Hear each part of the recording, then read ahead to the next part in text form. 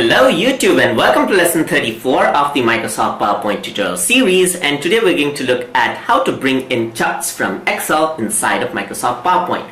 So in last lesson we actually saw how to create charts in PowerPoint itself. So in this lesson I'm going to copy and paste this chart that I made in Excel inside of PowerPoint. So I'm going to select the chart just like this, press Ctrl C, go over here, press Ctrl V. So once you do that, you can see that the same chart is actually applied. You can even choose the themes over here to actually show the chart in different ways. So over here, I'm simply going to right click over here and you can see that there are different ways to actually bring in chart.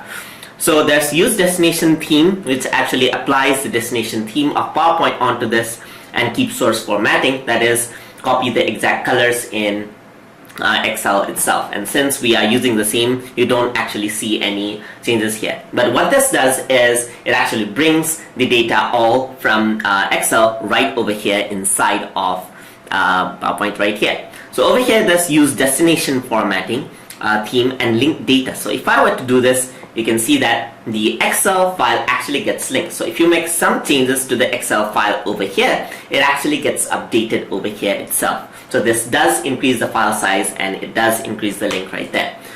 Another way to bring it is by keep source formatting and by linking data itself. So this just links the data and this links the formatting as well.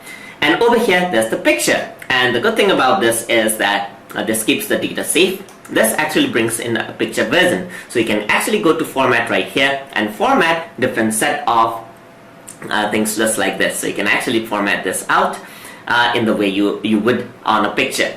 Alright, so this is just like bringing in tables as we did in previous lessons. So these are the ways you can bring in charts from Excel sheets inside of Microsoft PowerPoint. Hope you guys learned something as always. And as always, please like, comment, share, and subscribe.